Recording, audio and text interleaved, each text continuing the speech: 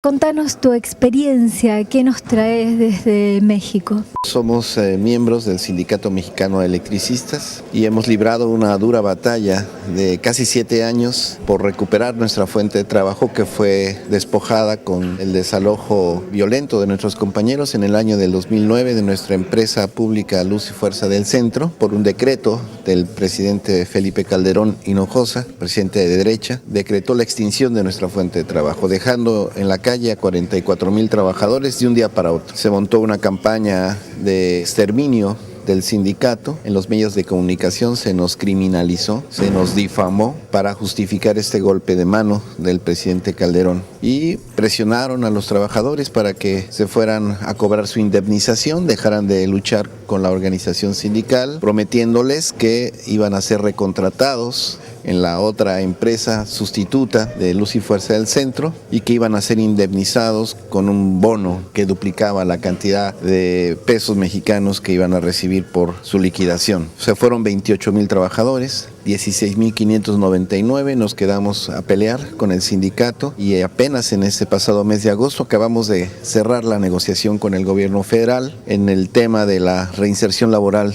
de los trabajadores en resistencia. Alcanzamos un acuerdo con el gobierno federal para regresar al sector. Después de que fuimos excluidos, fuimos perseguidos. En este acuerdo nosotros obtuvimos una concesión para el uso y explotación de 14 plantas hidroeléctricas de la antigua empresa pública Luz y Fuerza del Centro, donde elaborábamos nosotros. Logramos también la transferencia de activos de esta misma empresa para el sindicato, una transferencia en propiedad que ahora los trabajadores vamos a administrar en una sociedad cooperativa que se llama LF del Centro.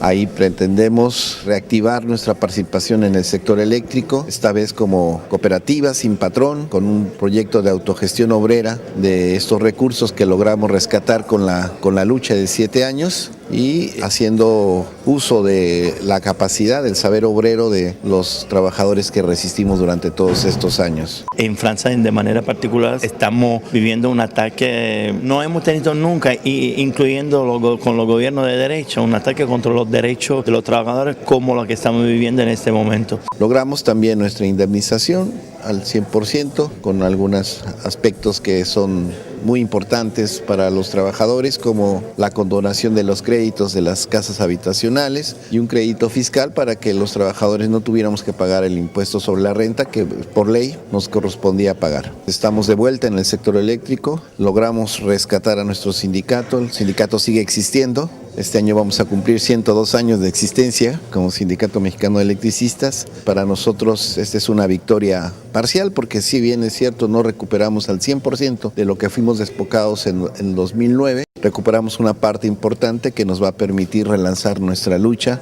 en todo el territorio nacional. São questões que nos preocupam bastante e que nos unem nesse seminário aqui.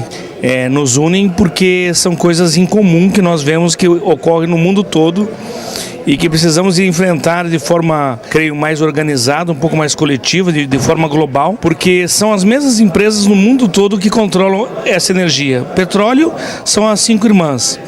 Então precisamos pensar de uma luta de forma global para daí sim nós termos sucesso nisso. El tema energético se puede solucionar teniendo a Bolivia al lado, comprando gas barato. Bolivia tiene petróleo también, o sea, el costo de transporte es mínimo. No ha habido una visión porque en el fondo están metidos estos consorcios que se nutren de la compra y la venta de productos. Hay que entender que el caso de Argentina, para muchos chilenos, pensaban y dijeron, ¿no es cierto?, que el gobierno argentino nos cortó el gas y todo lo demás. Pero la realidad es que ese fue un negocio de privados, no fue un negocio del gobierno chileno con el gobierno argentino de la época. Entonces fue un negocio privado y los negocios de los privados evidentemente que funcionan bien hasta que ven que pueden sacar mejor rédito económico, ¿no es cierto?, acá en Argentina, y el que paga las consecuencias es el consumidor final. ¿En qué consiste la reforma estructural que realizó Peña Nieto? En la privatización de la industria energética de mi país, tanto en el tema de los hidrocarburos como en el tema del sector eléctrico. Cuando nosotros fuimos violentamente desalojados de nuestra fuente de trabajo, trabajo, y cuando esta fue decretada en extinción, había otro marco jurídico. Había empresa pública, había exclusividad del Estado en la prestación del servicio público de electricidad, y en este trayecto de 7 años de resistencia se dieron cambios en el marco jurídico. El gobierno pudo imponer su reforma laboral, una reforma energética, está queriendo imponer una reforma educativa, y ha habido resistencia de parte del pueblo, de los sindicatos democráticos independientes, particularmente. Con muchos muertos. Muchos muertos. Bueno, en países está sembrado de tumbas, porque hay muertos que se justifican por los gobiernos neoliberales en la guerra contra el narcotráfico, ¿no? Hay 26,000 personas desaparecidas en mi país, hay 43 estudiantes desaparecidos que fueron secuestrados por policía municipal y estatal. Es un crimen de Estado. Hay constante represión en contra de los movimientos sociales que se resisten al despojo de sus recursos naturales como la tierra, el agua, de las organizaciones que nos resistimos al despojo de nuestros derechos sociales. Hay una pelea fuerte en nuestro país, una lucha intensa entre las clases sociales, a donde también se están presentando casos de terrible descomposición de las instituciones del Estado mexicano, de impartición de justicia que están secuestradas por los intereses de las grandes empresas transnacionales,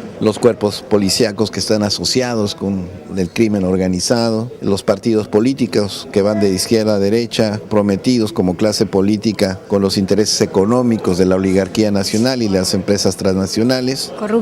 Corruptos. Y entonces estamos ante un escenario difícil para enfrentar, pero hay resistencia en mi país.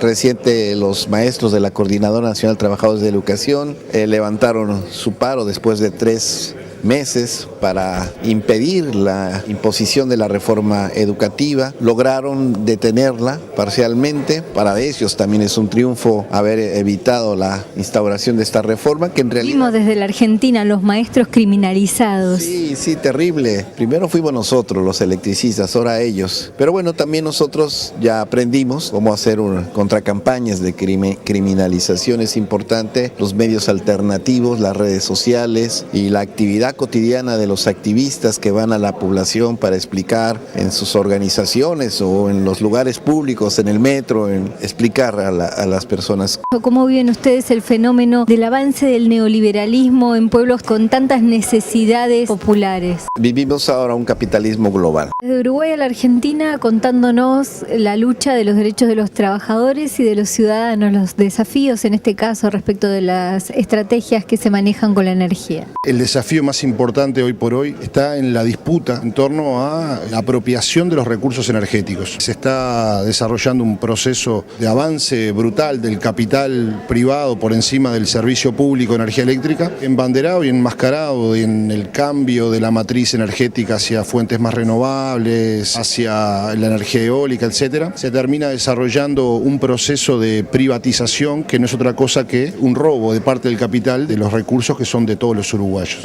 El neoliberalismo, a través de la imposición de los tratados de libre comercio de primera, segunda, ya vamos por una tercera generación de tratados comerciales internacionales. Ustedes son una fiel muestra de lo que nos puede pasar siendo socios directos de Estados Unidos. Nosotros suscribimos el TLC, que se implementó en 1994. Para aquellos que se horrorizan con el no al ALCA, que se dijo en Mar del Plata, y ALCA al carajo, lo que significa el Tratado de Libre Comercio para países hermanos y la colombianización del Estado mexicano, como lo denuncian ustedes. Sí, nosotros hicimos en México un evento muy interesante, el Tribunal Permanente de los Pueblos, que fue la documentación de muchos testimonios de despojo, ¿no?, de arrebato de derechos sociales, de bienes comunes. La energía es un derecho humano, y si quien diga que no es un derecho humano, por lo menos debe reconocer que si no hay acceso a la energía, por lo menos no se pueden satisfacer los demás derechos. Las injusticias llegan, por ejemplo, a que una casa de familia pague la energía eléctrica al doble de precio que la que lo paga un gran consumidor. El libre comercio trae todos estos males que son económicos, son políticos, son sociales. Entonces el libre comercio, por un lado, despoja de derechos sociales, de bienes comunes, pero por otro lado también genera políticas antipopulares contra los pueblos, genera corrupción en la clase política, genera también delincuencia, crimen organizado, un tráfico de drogas. Y entonces nosotros que vivimos ya más de 20 años de TLC en nuestro país, pues podemos hacer un balance y el balance es negativo, ¿no? En México hay un salario, en Estados Unidos hay otro salario, hay libre tránsito de mercancías, pero los humanos no pueden cruzar la frontera tan fácilmente y hay un desequilibrio, ¿no?, de las percepciones que tiene nuestro pueblo con respecto a quienes firmaron el Tratado de Libre Comercio Canadá-Estados Unidos, ¿no? Allá $8 la hora, digamos, lo más barato, y en México 8 horas la jornada de trabajo de 8 horas. Y la perversión del uso de la mano de obra barata dentro de Estados Unidos, que son funcionales a la producción norteamericana, y esta forma de utilizar también esta esclavitud laboral que genera el que es ilegal. Así es, desgraciadamente, bueno, es una migración que viene de más al sur, de todo Centroamérica. Una parte importante de la población mesoamericana, que es Centroamérica y México, vive en Estados Unidos, más de 60 millones, ¿no?, de connacionales. Es un tránsito de mucho riesgo. En el marco de esta supuesta guerra contra el narcotráfico, muchos migrantes fueron secuestrados y hay casos de tumbas clandestinas donde hay 100, 200, 300 migrantes desaparecidos que han sido hallados sepultados, ¿no?, ilegalmente. Entonces es una situación que se vive cotidianamente y bueno, si tú alcanzas a pasar del otro lado, lo que ya es algo difícil de lograr, allá pues, los empleos precarios, ¿no?, lo que no hacen los gringos, lo hacen nuestros compatriotas y entonces viven en condiciones de pobreza, de discriminación racial. Eso es una cosa que está pasando ahora. Y esa colonización de las mentes, porque aquellos que emigraron hoy parece que hasta desean votar a Trump. Las minorías migrantes en los Estados Unidos están contra Trump. Habrá excepciones, pero en general se está gestando, se está desarrollando un movimiento de latinoamericanos en Estados Unidos. Hay conciencia porque escuchábamos que mucha gente que emigró y que ya que logró su ciudadanía, por ejemplo en Miami, estaba apoyando un proceso totalmente distinto al que ellos mismos habían vivido. Sí, desde luego que hay sectores, ¿no?, digamos, de la migración que han alcanzado un estatus de vida, ¿no?, cercano a la burguesía y bueno, pero hay una gran mayoría de latinoamericanos en Estados Unidos que está contra Trump. Trump dice que quiere construir un muro. Y que lo pague México. Y quiere que lo pague México. Bueno, yo quiero decir aquí, aprovechar esto para decir que se vaya mucho a la mierda, no vamos a tener ese muro y menos lo vamos a pagar los mexicanos. Eso es una declaración de guerra en contra de nosotros y nuestro pueblo no es un pueblo sumiso, es un pueblo rebelde, zapatista, villista y esto ha indignado mucho a los mexicanos. ¿Y cómo explican en este proceso que tienen a Nieto como presidente? Bueno, es parte de una generación. Nosotros tenemos que explicarlo a Macri, pero ustedes a Nieto. No, yo creo que se parecen, es una generación neoliberal que está hecha con el mismo molde, ¿no? Promovida desde los medios de comunicación, en alianzas con el conservadurismo, ¿no?, con una propuesta populista, ¿no?, de derecha, que según mágicamente resuelve los problemas, con muchas pobrezas, mucho engaño, pero es el mismo modelo en toda América Latina. En que le maneja la campaña aquí en la Argentina a Macri es mexicano. Así es, y el que le manejó a Felipe Calderón, a Vicente Fox y a Peña Nieto son españoles, son ligados al Partido Popular de la derecha española. Entonces es todo un modelo, es otra presentación, ¿no?, del capitalismo salvaje, ¿no? El tipo que aparece ahí, dicen las mujeres que muy guapo y que muy inteligente, la verdad es que es una fachada del fascismo, de la sobreexplotación del trabajo y de la venta de nuestra soberanía nacional. Atrás de esos rostros mediáticos que promueven el engaño del marketing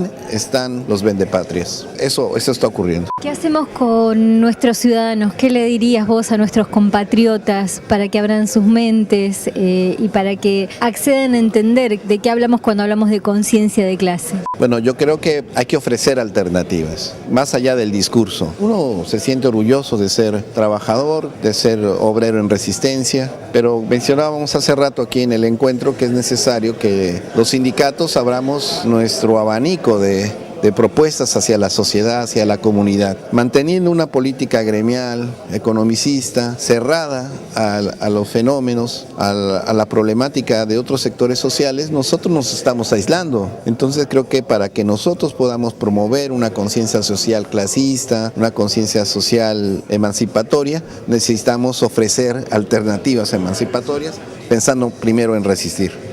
Resistir al capital y participar políticamente. Desde luego, porque la lucha es política. Muchas gracias.